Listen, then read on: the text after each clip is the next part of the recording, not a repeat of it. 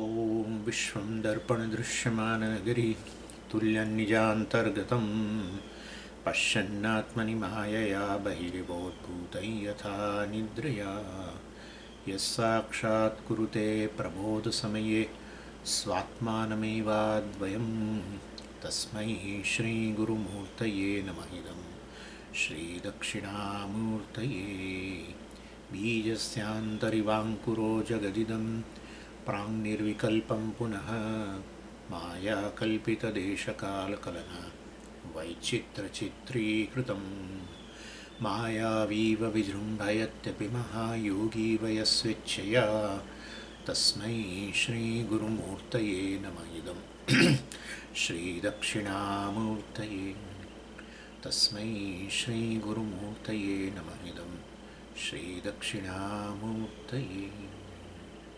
ॐ सहना भवतु सहनौ भुनक्तु सह वीर्यङ्करवावहै तेजस्विनावधीतमस्तु मा विद्विषावहै। ॐ शान्तिः शान्तिः शान्तिः। सदाशिवसमारम्भां शङ्कराचार्यमध्यमाम् अस्मदाचार्यपर्यन्तां वन्दे गुरुपरम्पराम्। ॐ 29 શ્લોક. કાર્યાદાશ્રયતશ્ચૈષા ભવેત શક્તિર્વિલક્ષણા સ્ફોટાંગારૌ દૃશ્યમાનૌ શક્તિસ્તત્રાનુમીયતે.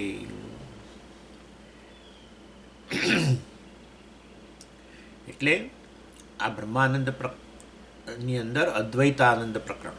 અદ્વૈતાનંદ એટલે જે કાંઈ છે એક જ વસ્તુ છે. તે કેવી રીતે સિદ્ધ થાય? તો કારણ કાર્યથી. કારણ કાર્યરૂપે અભિવ્યક્ત થતું હોય તો જે કાંઈ કાર્યરૂપે જણાઈ રહ્યું હોય બધા જ નામરૂપ એ કારણ જ હોય. એ રીતે અદ્વૈત. અને એ કારણ કાર્યમાં પરિણમે એટલે એનો અર્થ એવો કારણમાં શક્તિ છે સર્જન કરવાની. એનો અર્થ એવો થયો નામરૂપનું સર્જન કરવાની શક્તિ રહેલી છે. તો એ કારણની અંદર દેખાય છે ખરી કે નહીં? કારણ દેખાય. દાખલા તરીકે સોનું દેખાય છે તમને, પણ સોનામાં આવી શક્તિ છે ઘરેણાના વિવિધ રૂપમાં અભિવ્યક્ત થવાની શક્તિ છે એ તો દેખાય નહીં. એટલે અહીં કહે છે શક્તિ તત્ર અનુમીયતે. શક્તિનું અનુમાન થાય છે. એટલે આ જે શક્તિ છે એ બહુ વિલક્ષણ વસ્તુ છે. કઈ રીતે? તો એ મેં તમને કઈ વખતે સમજાવ્યું હતું. કાર્યાત આશ્રયતશ્ચૈષા ભવેત શક્તિ વિલક્ષણ. કાર્યાત આશ્રયત એટલે કાર્ય કરતા, અને આશ્રયત એટલે આશ્રયાત આશ્રય કરતા પણ. કાર્ય અને એનો આ શક્તિ એના કાર્ય, અને એ શક્તિ એનો જે આશ્રય છે કહેવાતું આ જે કારણ, બરાબર છે, એ બંનેથી વિલક્ષણ છે સ્વભાવમાં. ભલે આપણે અનુમાન કરીએ જ છે કે એમાં જ રહેલી છે, કારણ કે આ સોનામાંથી જ ઘરેણાં બનતા હોય તો સોનામાં જ ઘરેણાં ઉત્પન્ન કરવાની શક્તિ છે એવું જ કહેવું પડે. એટલે કે બહાર તો છે જ નહીં, પણ ત્યાંય તમે જોઈ નથી શકતા એને. અને અનુમાન કરીએ છીએ એ તો બરાબર છે, પરંતુ ત્યાં રહેલી છે, કયા રૂપે રહેલી છે એ વસ્તુ બહુ એ વસ્તુ વિચાર માંગી લે છે. એટલે અને એના માટે અહીંયા દૃષ્ટાંત આપે છે સ્ફોટ અંગારૌ દૃશ્યમાનૌ શક્તિ તત્ર અનુમીયતે. પહેલા લાઈનમાં કહ્યું કાર્યને એના આશ્રય કરતાં આ શક્તિ વિલક્ષણ છે. વિલક્ષણ એટલે સ્વભાવની દૃષ્ટિ વિલક્ષણ. વિલક્ષણનો અર્થ કે ભિન્ન એવું એમ નહીં. એના કરતાં વિલક્ષણ એટલે સ્વામીજી એના કરતાં જુદી એવું નહીં. વિલક્ષણ એટલે એનો સ્વભાવ. સ્વભાવની દૃષ્ટિએ ભિન્ન એ બહુ એના કરતાં ભિન્ન છે સ્વભાવની દૃષ્ટિએ. એટલે હવે અહીંયા ઉદાહરણ આપ્યું હતું, મેં તમને કેવી રીતે સમજાવ્યું હતું. જો કે આ ઉદાહરણ કે આમ તો છેવટે આ માયાની જ વાત માટે આ ચર્ચા ચાલે છે. બ્રહ્મમાં શક્તિ છે તો જ આ જગતરૂપે જણાય છે. બ્રહ્મ કારણ એ જ આ જગતરૂપમાં જણાય છે. તો ભાઈ બ્રહ્મમાં શક્તિ છે, એ છે આપણે માયા કહીએ છીએ. હવે એ શક્તિ એની અંદર રહેલી છે. શક્તિ હોય તો બ્રહ્મ અદ્વૈત કેવી રીતે થયું? અને શક્તિ આ જગત રૂપે અભિવ્યક્ત થઈ તો પણ જગત ન હોય તો એ શક્તિ તો હોય છે, એના કાર્ય કરતાં વિલક્ષણ એવું એ બધું મતલબ એનું બધું એ રીતે તપાસ કરવા માટે શક્તિ જે છે એનો સ્વભાવ શું છે એ મતલબ અનિર્વચનીય છે. અલ્ટિમેટલી આપણે આટલું સિદ્ધ કરવાનું છે, અનિર્વચનીય છે. એટલે એના માટે અહીંયા ઉદાહરણ કે લોકમાં પણ આવું જ છે. લોક એટલે લૌકિક દૃષ્ટાંત પણ એવું છે. અને એમાં અહીંયા પેલું અંગારાનું દૃષ્ટાંત આપે છે કે બધી ચિંગારીઓ દેખાય છે તમને અને ચટ ચટ ચટ અવાજ આવીને બધા તણખા બહાર નીકળે છે અને અંગારો તમે જોઈ શકો છો. અંગારામાં આ તણખાને ઉત્પન્ન કરવાની શક્તિ છે, બરાબર, પણ એ તો તમે અનુમાન કરો છો. અંગારામાં અંગારો જુઓ છો પણ અંગારામાં શક્તિ છે એવું તમે દર્શન ના કરી શકો, બરાબર છે.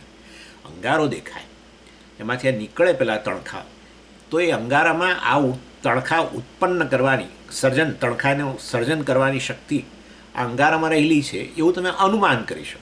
શક્તિ નથી દેખાતી, અંગારો દેખાય.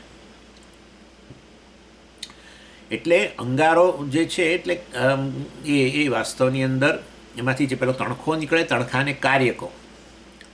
અંગારો જે છે એમાં શક્તિ રહેલી છે, એ અંગારો એનો આશ્રય કહેવાય, બરાબર છે. શક્તિનો જે તણખા ઉત્પન્ન થાય છે તો અંગારામાં રહેલી શક્તિ છે, એ શક્તિનો આશ્રય કોણ? અંગારો. એટલે આ રીતે અંગારામાં હવે આ જે શક્તિ છે અંગારાની અંદર તણખા ઉત્પન્ન કરવાની શક્તિ, એ વાસ્તવમાં એ અંગારો જે છે એના કરતાં વિલક્ષણ સ્વભાવની છે, આશ્રય કરતાં પણ વિલક્ષણ. અને પેલું જે કાર્ય જે છે તણખા એના કરતાં પણ વિલક્ષણ છે. એટલે શક્તિ બંનેથી ભિન્ન છે. આશ્રય અંગારો અને તણખો બંનેથી ભિન્ન છે. અનુમાન કરીએ છીએ અંગારામાં છે, પરંતુ એ જ્યારે એના સ્વભાવ વિશે, એના સ્વરૂપ વિશે વિચાર કરવા જઈએ છીએ ત્યારે એ વાસ્તવની અંદર એ બહુ અનિર્વચિત નીકળે છે. એટલે જો આ વાસ્તવની અંદર તણખા ન રહે, બરાબર, તો પણ પેલી શક્તિ તો છે જ અંગારામાં તણખા ઉત્પન્ન કરવાની. એવું બને કે તણખા થોડીક વાર તમે જોજો, ઘણીવાર તણખા થોડોક વાર નીકળે પાછા બંધ થઈ જાય છે, વળી પાછા શરૂ થાય, બરાબર. એટલે તણખા ન રહે, કાર્ય ન રહે તો પણ આ શક્તિ તો રહે છે જ, બરાબર છે. નહીં તો ફરી તણખા ઉત્પન્ન થઈ જ ના શકે. ફરી તણખા ઉત્પન્ન થયા એનો અર્થ કે અંગારામાં એ શક્તિ રહેલી જ છે. એટલે તણખા ન રહે, કાર્ય ન રહે તો પણ શક્તિ રહે છે, માટે એના કરતાં વિલક્ષણ તો થઈ છે.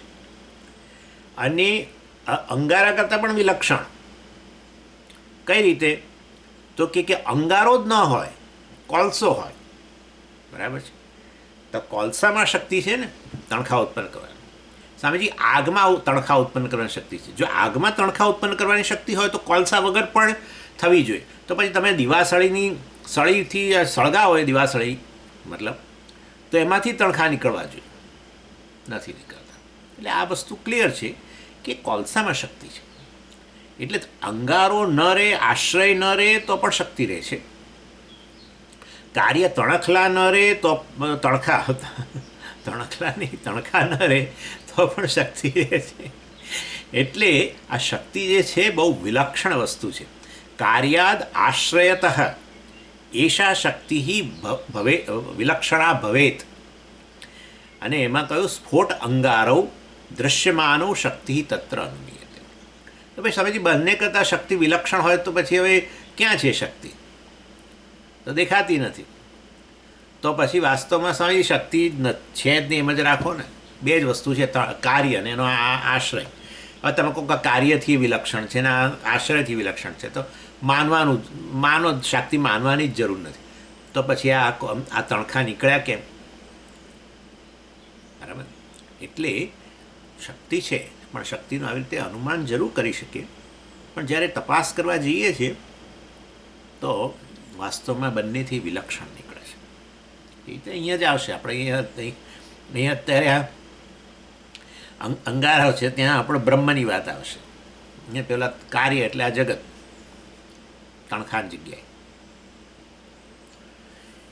એટલે આ રીતે માયા શક્તિ છે એનો આશ્રય પરમેશ્વર, જગત એનું કાર્ય, એનાથી આ બંનેથી બ્રહ્મથી અને આ જગત બંનેથી વિલક્ષણ સ્વભાવની છે, જેનું અનુમાન થઈ શકે છે. એટલા માટે કાર્યાનુમેયા. વિવેક ચૂડામણીની અંદર જ્યારે મેં માયાની વાત કરી, શંકરાચાર્યજીએ સમજાવ્યું શ્લોકની અંદર, કાર્યાનુમેયા, કાર્ય પરથી એનું અનુમાન થાય. તણખા પરથી આ કોલસામાં આ પ્રકારની શક્તિ છે કે અંગારામાં આ પ્રકારની શક્તિ છે, અને આશ્રયમાં આ પ્રકારની શક્તિ છે, એવું અનુમાન જરૂર થઈ શકે છે. પરંતુ એ શક્તિ અંદર રહેલી છે તો કેવી રીતે રહેલી છે અને એ બધું તપાસ કરવા જાઓ તો પત્તો નહીં પડે. અને પછી હવે ઘડાનું દૃષ્ટાંત આપે છે. પૃથુબુદ્ધનો દરાકાર ઘટઃ કાર્યોત્ર મૃત્તિકા, 30મો શ્લોક. શબ્દાદિભિઃ પંચગુણૈઃ યુક્તા શક્તિ તુ શબ્દાભિઃ પંચગુણૈઃ યુક્તા શક્તિ સ્વતઃ પૃથુબુદ્ધનો ઉદરાકાર. સોરી, એટલે મોટા ગોળ પેટવાળો. હા, એને ઘડાની વ્યાખ્યા આવી છે. પૃથુબુદ્ધ ઉદરાકાર ઘટઃ, મોટો ગોળ પેટવાળો જે છે એ આકારવાળો આ જે કાર્ય કે માટીનું કાર્ય એને ઘડો કહેવાય. પૃથુબુદ્ધના ઉદારાકાર, તમે ઘડાની વ્યાખ્યા કરવી હોય કે ઘડા વિશે વર્ણન કરવું તો આ રીતે જ કરો. જે મોટો છે, અથવા નાના કાટલાવાળો છે, નાની ડોકવાળો છે અને મોટા પેટવાળો છે, એવું કરીને જ વર્ણન થાય એનું. એટલે મનુષ્યનું આવું વર્ણન થઈ જાય. એટલે મનુષ્ય ગળા જેવો કેવી થઈ જાય, મોટો પેટવાળો અને નાના ગરદનવાળો એવું. એટલે પૃથુબુદ્ધના ઉદરાકાર ઘટઃ કાર્ય, બરાબર, એ કાર્ય છે. અત્ર મૃત્તિકા, અને મૃત્તિકા શું છે બોલો? એ વાસ્તવની અંદર કારણ છે, બરાબર. અત્ર મૃત્તિકા શબ્દાદિભિઃ પંચગુણૈઃ યુક્તા. મૃત્તિકા જે છે, માટી જે છે, એ શેનાથી યુક્ત છે? 5 ગુણો. કયા? શબ્દ છે એમાં, બરાબર. તમે માટી જે છે સમજીએ તો ઘડામાં અવાજ આવે છે, માટીમાં નહીં. માટીમાં જે છે અવાજ ભાઈ, એ ઘડામાં આ પ્રગટ થાય છે. માટીમાં અવાજ છે એટલે માટીનું પેલો પિંડ તમે પછાડો ઉપરથી ફેંકો, આમ અવાજ આવે છે. એટલે વાસ્તવની અંદર માટીમાં પૃથ્વી છે એટલે બધું આવી જ ગયું ને. શબ્દ, સ્પર્શ, રૂપ, રસ, ગંધ બધું હોય જ ને. એટલે શબ્દાદિભિઃ પંચગુણૈઃ યુક્તા માટી, અને શક્તિ સ્વતઃ દ્વિધા, એટલે શક્તિ વાસ્તવની અંદર એવી નથી. એટલે શું કે શક્તિ કાર્યરૂપ, શક્તિ ઘડોય નથી. ઘડો કયા આકારનો છે? પૃથુબુદ્ધનો ઉદરાકાર, મોટા પેટવાળો, નાના ગરદનવાળો, એ ઘડો, બરાબર. શક્તિ એવી છે? ના, નથી જ, નેચરલી. તો ભાઈ શક્તિ 5 ગુણોથી યુક્ત છે? ના, એ તો માટી 5 ગુણોથી યુક્ત છે. શક્તિનો આશ્રય જે છે માટી, એ 5 ગુણોવાળી છે. એટલે શક્તિ વાસ્તવની અંદર એ શક્તિ ગુણો ધરાવતી નથી. માટી જરૂર ગુણો ધરાવે છે, 5 ગુણો, પણ શક્તિ ધરાવતી નથી. એના શક્તિ, માટી એનો આશ્રય હોવા છતાંય શક્તિમાં એ 5 ગુણો નથી, માટે શક્તિ આશ્રયથી ભિન્ન કહેવાય. અને શક્તિ જે છે એ હવે આ જે કાર્ય છે ઘડો, એ ઘડો તો વાસ્તવમાં આવો આકાર વગેરે છે, એ શક્તિમાં આવો આકાર વગેરે છે નથી, બસ. એટલે શક્તિ કાર્યથી એ ભિન્ન છે, શક્તિ આશ્રય માટીથી એ ભિન્ન છે. બસ આટલું અહીંયા કહેવાનું હતું. તમને થશે કે ભાઈ શું ચર્ચા ચાલે છે, હમણાં આવી જશે બરાબર એકદમ પાટા પર. આ બધું ચર્ચાની જરૂરિયાત છે, અને આપણે હું સાંકળી આપીશ તમને, બધું આ જરૂર કરી દઈશું. એટલે શક્તિ એ પ્રકારની નથી એવું એ વસ્તુ કહેવી છે. એટલે બધું સ્પષ્ટ કરે છે 31મા શ્લોકની અંદર. ન પૃથ્વાદિર ન શબ્દાદિઃ શક્તા વસ્તુ યથા તથા અતએવ હ્યચિંત્યૈષા ન નિર્વચનમ અર્હતિ. એટલે શક્તિની અંદર આ પેલો મોટા પોય નથી, બરાબર, આકાર વગેરે, મોટું પેટ વગેરે એ શક્તિમાં નથી. અને માટીમાં રહેલા શબ્દ વગેરે ગુણો પણ નથી. એટલે કાર્યના ગુણો પણ વાસ્તવમાં એમાં નથી ઘોડાના. કારણ માટી જે છે એના ગુણો પણ એ શક્તિમાં નથી. થઈ ગયું? એટલે કાર્ય અને કારણથી એ વિલક્ષણ કહેવાય, એમ કહેવાનો આશય છે. આ શક્તિ જે છે કાર્ય અને કારણ બંનેથી વિલક્ષણ. એટલે વર્ણન તમે શાનું કરી શકો? કાર્યનું કરી શકો ને. આ એ વર્ણન જ થયું ને. ઘડો એટલે શું? તો કે મોટા પેટવાળો, નાના કંઠલા, નાનો કાંઠવાવાળો, નાનો ગરદનવાળો, વગેરે વગેરે, અથવા આટલા વજનવાળો ને આમ ને તેમને તમે એ બધું વર્ણન જે કરવું હોય ઘડાનું કરી શકો. એ પાણી ભરી શકે છે, આમ તેમ, આવા રંગનો છે, વગેરે વગેરે. માટીનું વર્ણન કરી શકો. આ 5 ગુણો છે એ ગુણોના રૂપમાં, એમાં આવો અવાજ છે ને, આવો આમ છે ને, આવો એનો સ્પર્શ મૃદુ છે ને, વગેરે વગેરે વગેરે, એનું તમે વર્ણન કરી શકો. એટલે એનો આશ્રય જે છે, શક્તિનો આશ્રય, એનું તમે નિર્વચન કરી શકો, વર્ણન કરી શકો. આ જે છે એનું કાર્ય છે, માટીનું કાર્ય એટલે કે આ ઘડો, એ કાર્ય જે છે એનું વર્ણન કરી શકો. કાર્ય અને કારણ બંનેનું વર્ણન કરી શકો. પણ શક્તિ જે છે, જે આ કારણમાં રહેલી છે, માટીમાં કઈ શક્તિ સ્વામીજી? માટીમાં ઘડો ઉત્પન્ન કરવાની શક્તિ, માટીમાં ઘડાનું સર્જન કરવાની શક્તિ એ છે. એ શક્તિ એમાં જ રહેલી છે, પરંતુ એનાથી વિલક્ષણ છે માટીથી. અને આ કાર્ય જે છે ઘડો, એનાથી પણ શક્તિમાં રૂપરંગ નથી ને આકાર નથી, માટે બંનેથી વિલક્ષણ થઈ. એટલે જ્યારે શક્તિ છે, દાખલા તરીકે જો હવે ઘડો ઉત્પન્ન નથી થયો, બરાબર, હવે અત્યારે માટી જ છે, તો વાસ્તવની અંદર એ શક્તિ એની અંદર રહેલી જ છે, આશ્રય તો એ જ છે. તો પણ ત્યારે એ તમે માટીના દર્શન કરી શકો છો, માટી પ્રત્યક્ષ પ્રમાણથી સિદ્ધ થાય છે, પણ શક્તિ નથી થઈ સિદ્ધ. શક્તિ છે, અનુમાન થાય છે. અને પછી જ્યારે એ માટી ઘડો બની ગઈ, એટલે હવે એ કાર્યરૂપે પરિણમિત થઈ ગઈ. માટીમાં રહેલી ઘટ ઉત્પન્ન કરવાની શક્તિ, ઘડાના સર્જનની શક્તિ હવે ઘડા રૂપે અભિવ્યક્ત થઈ ગઈ. તો હવે વાસ્તવમાં શક્તિ રહી છે આશ્રમમાં, એવું બોલવાનો અર્થ જ નથી, કારણ કે માટી ઘડા રૂપે પરિણમી ગઈ. એટલે માટીમાં રહેલી શક્તિ જ ઘડા રૂપે પરિણમી ગઈ. તો હવે માટી જ નથી, માટી નથી રહી, એટલે માટી રૂપે, એમ માટી હવે રહી નથી. તો પછી એટલે આશ્રય જ આ રીતે વાસ્તવમાં જ્યારે અભિવ્યક્ત થઈ ગયો, કારણ માટી આ રીતે અભિવ્યક્ત થઈ ગઈ, એટલે કે એની શક્તિ આ રીતે અભિવ્યક્ત થઈ ગઈ. માટીમાં રહેલી શક્તિ છે, સર્જન શક્તિ, ઘડા ઉત્પન્ન કરવાની, આ રીતે અભિવ્યક્ત થઈ ગઈ. તો હવે શક્તિ રહી નહીં, કાર્ય છે, પરંતુ એ હવે શક્તિ નથી. ઘડો બની ગયો પછી હવે તમે શક્તિની વાત ન કરી શકો, સર્જન શક્તિનું, કારણ બની ગયો. એટલે આ રીતે કાર્યરૂપે પરિણામ પામી ગઈ.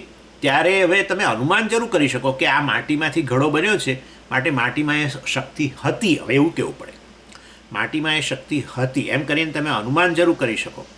પરંતુ વાસ્તવની અંદર હવે કાર્યરૂપે પરિણામ પામી ગયા પછી રહી નથી. માટી જ્યારે એમનેમ હતી, ઘડો ઉત્પન્ન નહોતો થયો, ત્યારે બરાબર એ શક્તિ એની અંદર હતી, એ પણ આપણે અનુમાન કર્યું, પણ છતાં એનાથી વિલક્ષણ, કારણ કે માટીના ગુણો એમાં નથી. અને જ્યારે માટી ઘડારૂપે પરિણામ પામી ગઈ, ત્યારે હવે એ શક્તિ નિવૃત્ત થઈ ગઈ, હવે રહી નહીં. કારણ કે એ સર્જન શક્તિ માટીમાં હતી, પણ હવે ઘડો બની ગઈ શક્તિ પરિણામ પામી ગયા ઘડારૂપે, તો પછી હવે એ શક્તિ સમાપ્ત થઈ ગઈ. એનીવે, એટલે આ રીતે કાર્ય ઉત્પન્ન થયું પહેલાં હતી, એટલે કાર્યથી અભિન્ન પણ ન કહી શકાય. અને કોઈ પણ, એટલે મતલબ કે કોઈ રીતે એનું વર્ણન થઈ શક્યું નથી. કાર્યથી ભિન્ન છે એવું, કાર્યથી અભિન્ન છે એવું એ ન કહી શકાય. કેમ? કારણ કે કાર્ય છે, અત્યારે ઘડો બની ગયો છે, પણ હવે શક્તિ રહી નથી, શક્તિ તો પૂરી થઈ ગઈ. અને માટીથી અભિન્ન ન કહેવાય. જો માટીથી અભિન્ન હોય તો પછી માટીના ગુણો એનામાં હોવા જોઈએ, અથવા માટીના દર્શન થાય તો એ તમને શક્તિના દર્શન થવા જોઈએ. માટીથી અભિન્ન છે તો, એટલે વાસ્તવની અંદર તો જેમ કે કોઈ આશ્રિત વસ્તુ આશ્રયમાં રહેલી હોય તો આશ્રયના દર્શન કરો તો આશ્રિતના દર્શન થાય જ. જેમ કે આ વસ્તુ તમારા હાથમાં રહેલી છે, હાથ એનો આશ્રય છે, અને આ પેન જે છે આશ્રિત છે, તો તમે હાથના દર્શન કરો તો આના દર્શન, આશ્રિતના દર્શન થાય જ ને. એટલે વાસ્તવની અંદર માટીથી અભિન્ન છે એમ પણ ન કહેવાય, અને ઘડાથી અભિન્ન છે એમ પણ ન કહેવાય, અને માટીથી અને હા, કાર્ય માટી છે એનાથી વિલક્ષણ છે એવું કહેવું પડે પછી તો. અને કારણ માટી મતલબ કે એનો આશ્રય, શક્તિનો આશ્રય છે, એનાથી પણ વિલક્ષણ છે એવું આપણે કહેવું પડે. એટલે એનું કયા રૂપમાં વર્ણન કરવું? ન કાર્ય રૂપે એનું વર્ણન કરી શકો, કાર્યથી અભિન્ન હોય તો પછી કાર્ય રૂપે વર્ણન કરો. પણ ઘડો છે, પણ હવે એ શક્તિ રહી નહીં, બરાબર? નહીં તો ઘડો હોય, ઘડામાં શક્તિ હોય તો પછી ઘડાના આકારની છે એટલે શક્તિએ તમને દર્શન થવા જોઈએ. શક્તિનો કોઈ આકાર નથી, તો આટલું તો આપણે સમજી જ શકીએ. અને કારણ જે છે માટી, એ માટીથી અભિન્ન હોય તો પછી એના કારણ રૂપે આપણે વર્ણન કરવું હોય, શક્તિ માટીથી અભિન્ન છે એમ માનીને એનું કારણ રૂપે વર્ણન કરવું હોય તો પછી વાસ્તવની અંદર એનાથી અભિન્ન હોવી જોઈએ. પણ વાસ્તવમાં તો પછી માટીના ગુણો એમાં હોવા જોઈએ. માટીના દર્શન થાય તો શક્તિના દર્શન થવા જોઈએ. કશું થતું નથી, માટીના ગુણોય નથી. તો પછી એનું કારણના રૂપમાં વર્ણન ન થઈ શકતું, કાર્યના રૂપમાં વર્ણન નથી થઈ શકતું. તો કયા રૂપમાં વર્ણન કરવું? ત્રીજી કોઈ કેટેગરી જ નથી. કારણ અને કાર્ય, ક્યાં કારણ રૂપે વર્ણન કરો ક્યાં કાર્ય રૂપે વર્ણન કરો, નથી થઈ શકતું. માટે શું કહે છે? અતઃ એવ હિ અચિંત્યા એષા શક્તિ અચિંત્ય છે આ શક્તિ. ન નિર્વચનમ અર્હતિ, એનું વર્ણન આપણે કરી શકતા નથી. સત કાર્યમાં રહેલી છે, ના કાર્ય બની ગયા પછી તો નિવૃત્ત થઈ ગયું. કારણમાં રહેલી છે એમ પણ નથી કહેવાતું. કારણમાં રહેલું હોય તો પછી કારણમાં ગુણો પછી એનામાં જણાવવા જોઈએ, એનાથી અભિન્ન જ હોય તો. કારણમાં રહેલી છે, આશ્રિત આશ્રયથી હંમેશા અભિન્ન હોય, આશ્રિત આશ્રયથી અભિન્ન હોય. તો હવે કારણમાં રહેલી હોય, કારણથી અભિન્ન હોય તો કારણમાં આ બધા ગુણો છે, શબ્દ વગેરે, એ તો એક શક્તિમાં છે નથી. અચ્છા, બીજું એ કારણ માટી વગેરેને તમે દર્શન કરો છો તો એ શક્તિ જે એને આશ્રિત છે એનાથી અભિન્ન છે, એના દર્શન થાય છે તો નથી થતા.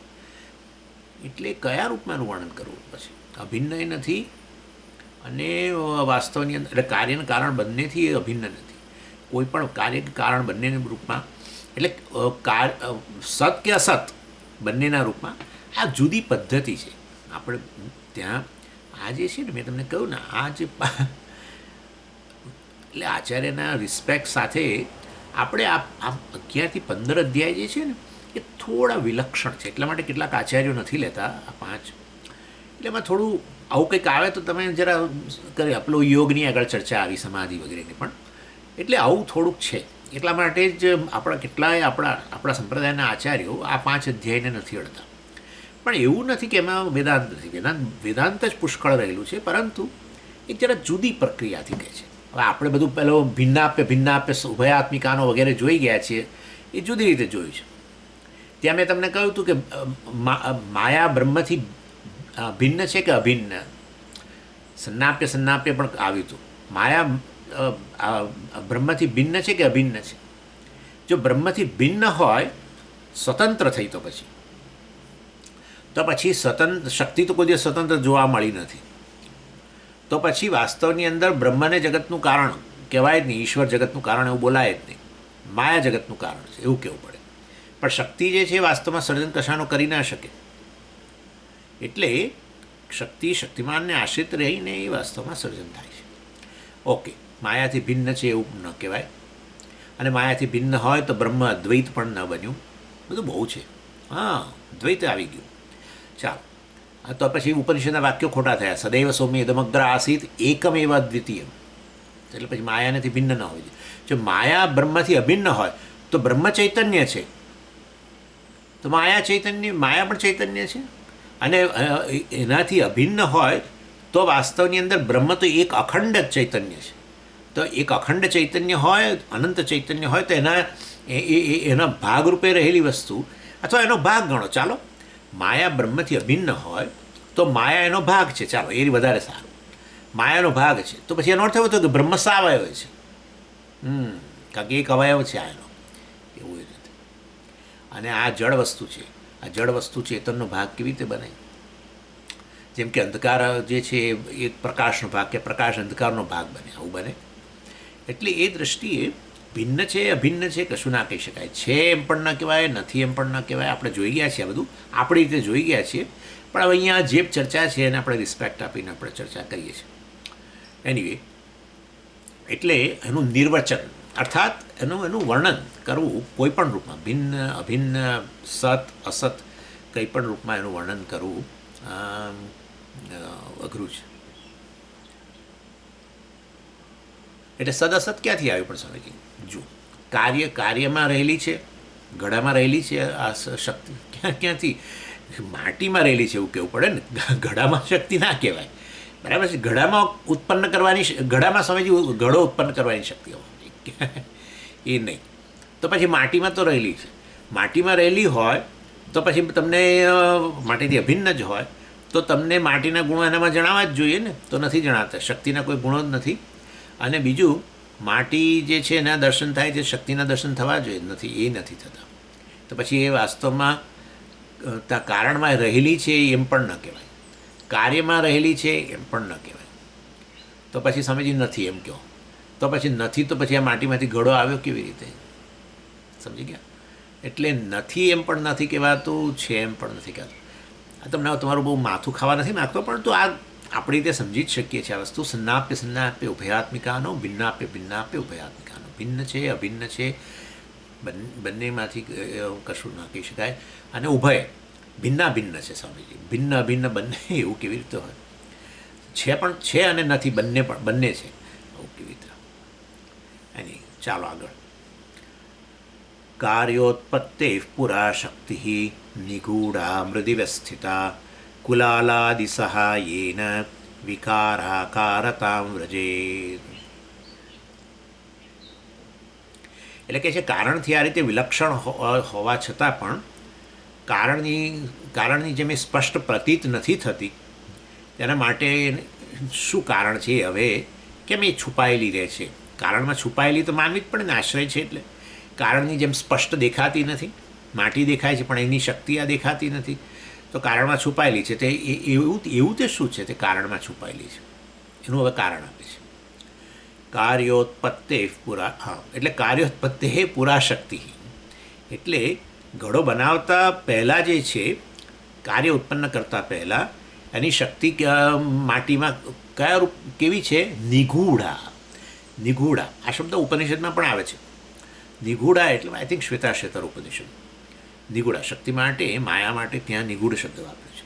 એટલે અહીંયા ઉદાહરણની વાત કરે છે કે ઘડો બને પહેલાં એ હસ્તમાં ઉત્પન્ન કરવાની શક્તિ છે પેલી માટીમાં તમે કહો છો નથી જણાતી, તો નથી એવું તો નથી, કારણ કે એમાંથી ઘડો બને છે એટલે શક્તિ રહેલી છે, છતાં તમને જણાતી નથી કારણ કે વ્યક્ત નથી. નિગૂઢ એટલે અવ્યક્ત છે.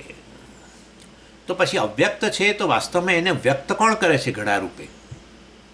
માટી એ છે, માટી છે, પછી જુઓ ચાકડો છે, દોરડી છે, પાણી છે, બધું જ છે, પણ તો ઘડો હજુ નથી બન્યો. હા, એટલે એ પેલી અવ્યક્ત શક્તિ જે છે એને કોઈક વ્યક્ત કરે છે. કોણ વ્યક્ત કરે છે? કુંભાર. કુલાલાદિ સહાય.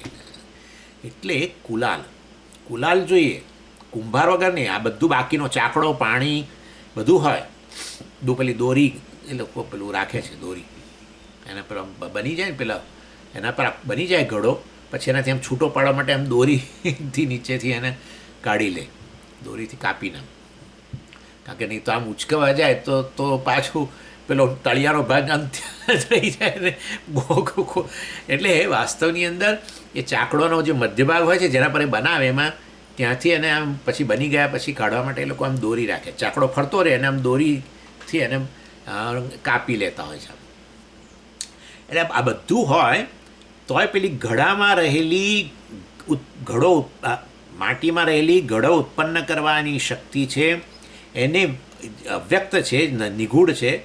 એને વ્યક્ત કોણ કરે છે? કુલાલાદિ સહાયને, કુલાલ વગેરેની સહાયથી વિકારાકારતામ વ્રજેત.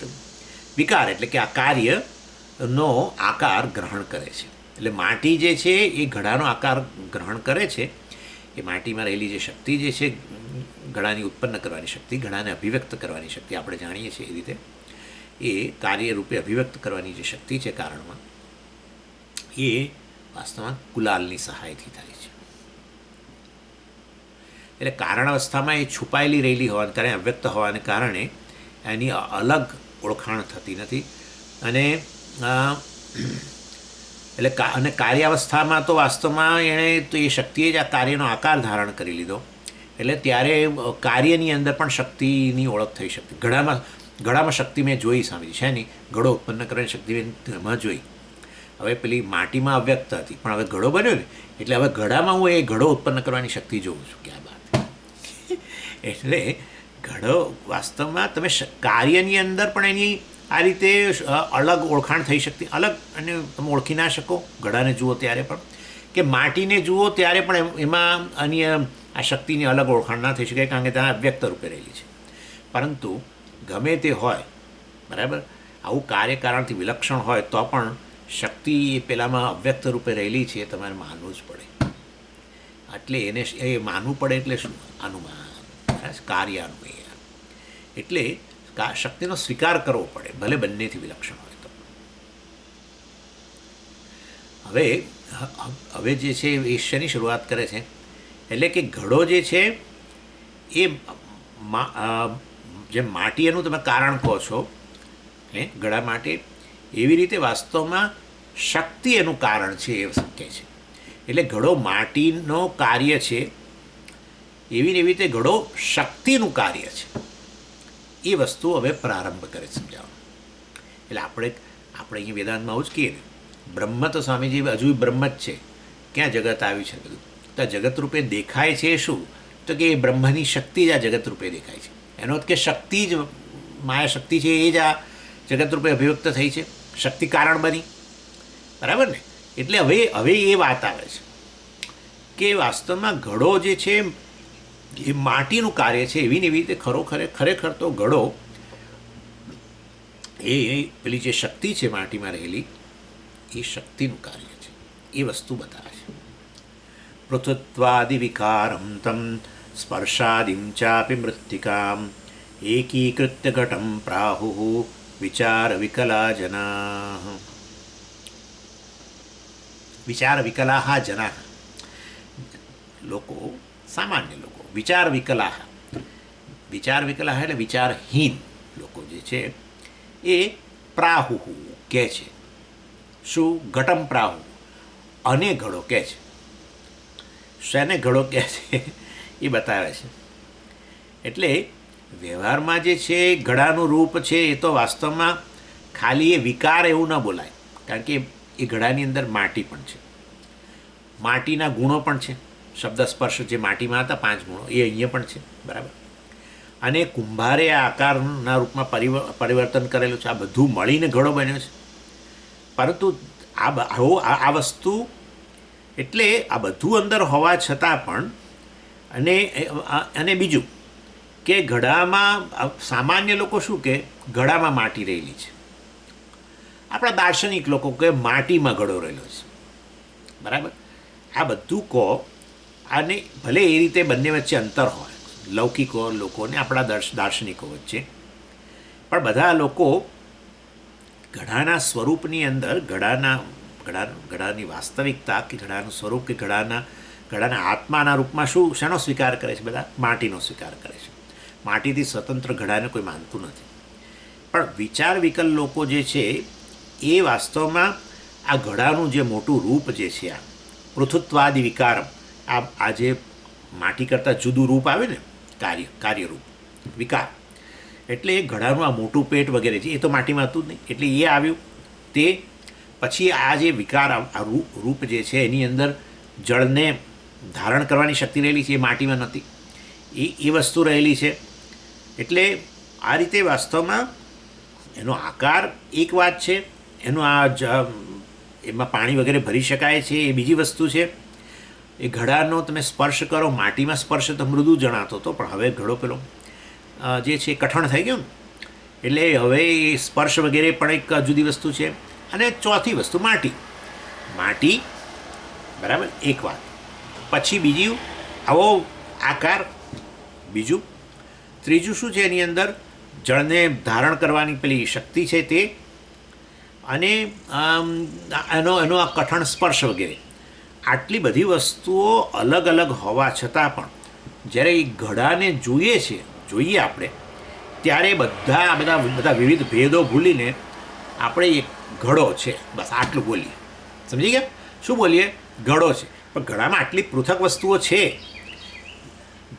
હજુ એક વસ્તુ તમને કહું, આપણે વેદાંતિઓ જ છે, ઘડો નહીં માટી છે આવું કહીએ નહીં. એટલે જ મેં તમને કહ્યું ફિલોસોફરો શું કે માટી ઘડામાં નથી, ઘડો માટીમાં છે એમ કહીએ. પણ આપણે વિચારવું જોઈએ કે બીજું ઘણું છે. પેલો જે માટીમાં ઘડો રહેલો છે, માટી સત્ય છે એમ કહેવાનો આશય છે. હવે તમે વિચાર કરો તો માટીમાં પેલો આકાર વગેરે તો નથી જ, તો એ આવી ને નવી વસ્તુ, બરાબર છે. માટીમાં પાણી ભરવાની એ શક્તિ નહોતી, એ પણ આવી. અને માટીમાં પેલો કઠણ સ્પર્શ વગેરે નહોતો, એ પણ હવે આવ્યો. તો આ બધું આવ્યું છે, છતાંય આપણે આ બધું જાણે ભૂલી જઈને આ માટી છે. લૌકિક લોકો કે માટી ઘડામાં રહેલી છે, અથવા દાર્શનિકો કે ઘડો માટીમાં રહેલો છે. પણ વાસ્તવની અંદર આપણે આ બીજું બધું અંદર રહેલું છે એ ભૂલી જતા હોઈએ છીએ. કહેવાનો આશય એ છે, કહેવાનો આશય એ છે કે ઘડો માટી છે એમ તમે બોલો છો, પરંતુ વાસ્તવની અંદર આ બધું જે છે એ તો માટીમાં નહોતું. તે આ બધી વસ્તુ કોનું પરિણામ છે? ખ્યાલ આવે તમને? ઘડાનો એક આ વિશેષ આકાર, એમાં પાણી ભરવાની શક્તિ વગેરે, પાણી ભરવાની ક્ષમતા, અને એનો આ કઠણ સ્પર્શ વગેરે, બરાબર. આ બધું તો માટીમાં હતું જ નહીં. માટે ઘડો માટી છે એમ બોલો, પરંતુ તમે વિચાર કરો કે તમે મતલબ કે તમે એમાં પર વસ્તુ પર વિચાર નથી કર્યો. ઘડો માટી છે તો ખરેખર આ બધું જે છે અહીંયા એ માટીમાં હોવું જોઈતું હતું, પણ જણાતું નથી. તો પછી એ આ બધી વસ્તુ જે છે વધારાની, માટી કરતાંય વધારાની, માટી છે જ ડેફિનેટલી, પણ માટી કરતાં બીજી વધારાની વસ્તુ છે, એ કોનું પરિણામ છે, કોનું કાર્ય છે? સમજી ગયા તમે? એ અહીંયા કહે છે. એટલે ઘડો એવો જે આપણે વ્યવહાર કર્યા કરતા હોઈએ છીએ એ વાસ્તવમાં અવિચારનું પરિણામ છે. એ કેમ છે એ વસ્તુ હવે સ્પષ્ટ કરે છે. 34મો શ્લોક. કુલાલ વ્યાપૃતે પૂર્વ યાવાનંશનો ઘટ પશ્ચાત પૃથુબુદ્નાદિ મત્વે યુક્તા હિ કુંભતા. એટલે કેવું સરસ કહે છે, કુલાલ વ્યાપૃતે પૂર્વ યાવાન અંશ સનઃ. એટલે કુંભારે જે કંઈ કર્યું એ પહેલાં જે હતું, જે કંઈ આખો ભાગ હતો એ ઘડો નથી. કુંભારે કંઈ પણ જે કરામત કરી એના પહેલાં, બરાબર. કુંભારે, હું તો કહું છું, લો એ પેલો માટીનો પિંડ ઉઠાવીને ચાકડા પર મૂક્યો, બરાબર. હજુ એ કોઈ કરામત કરે એ પહેલાં ઘડો નહોતો, બરાબર છે. એટલે આ બધો પૃથ્વી આકાર ને પાણી ભરવાની ક્ષમતા અને કઠણ સ્પર્શ કશું જ નહોતું. એટલે કુંભાર, અને યાવાન અંશ સનો ઘટ, એ આખો જે ભાગ હતો એ માટીનો પિંડ જ હતો. અને પશ્ચાત તો પૃથુબુદ્ધાદિ મત્વે યુક્તા હિ કુંભતા. પરંતુ જ્યારે કુંભારે બધી કરામત કરી, બધી ક્રિયાઓ પૂરી કરી, ત્યારે એ જ અંશ જે પહેલાં ઘડો નહોતો એ જ અંશ હવે ઘડા રૂપે જણાવવા લાગ્યો. એ તો છે જ ને. ડેફિનેટલી ઘડો માટી છે, એમાં કોઈ શંકા જ નથી, એમાં કોઈ શંકા નથી. પરંતુ કુંભારે જે બધી કરામત કરી એ પહેલાં વાસ્તવની અંદર ઘડાનો અંશ હતો નહીં.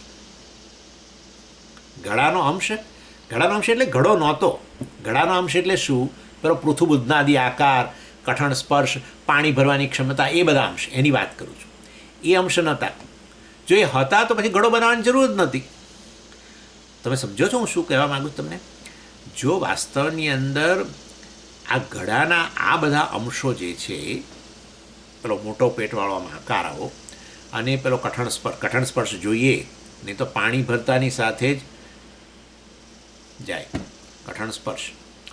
એટલે કઠણ સ્પર્શ ગણો, અને મેં તમને કહ્યું, એટલે અને શું પેલો, હા, કઠણ સ્પર્શ અને પાણી ભરવાની ક્ષમતા અને આવો આકાર, આ ત્રણ એ ત્રણ અંશ, ઘડાના જે વધારાના આ બધા અંશ છે માટી ઉપરાંતના, એ પહેલાં નહોતા એમ. હા, એમ કહેવાનો આશય છે. પશ્ચાત તો પછી પૃથુબુદ્ધાદિ મત્વે યુક્તા હિ કુંભતા. અને ત્યાર પછી વાસ્તવની અંદર કુંભારની ક્રિયાઓ પૂરી થઈ ત્યારે એ પેલો જે માટી જે હતી એ વાસ્તવની અંદર આ રૂપે અભિવ્યક્ત થઈ. ત્યારે એટલે કે એ બધા અંશો એની અંદર હતા નહીં, પરંતુ એ પછી અભિવ્યક્ત થયા. એટલા શક્તિના પરિણામ છે એમ કહેવાનો આશય છે. આટલું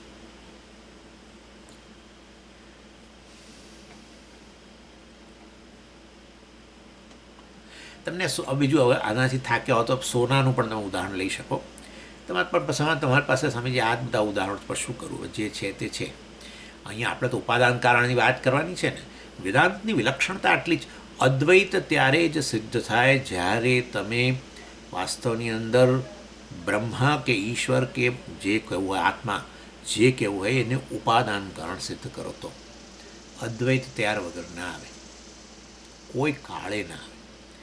નિમિત્ત કારણ હોય અને વાસ્તવમાં ઉપાદાન એનાથી ભિન્ન હોય, અને નિમિત્ત કારણ વાસ્તવમાં જેવી રીતે અત્યારે જુઓ ને, આ કુંભાર છે અને માટી છે, એક નિમિત્ત કારણ છે, એક ઉપાદાન કારણ છે.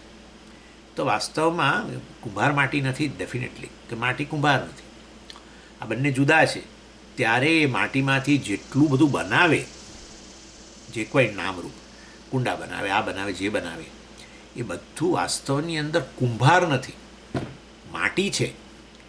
જ્યારે અહીંયા તો આત્મા કે બ્રહ્મ, વાસ્તવની અંદર આત્મા કે બ્રહ્મ એક જ વસ્તુ છે.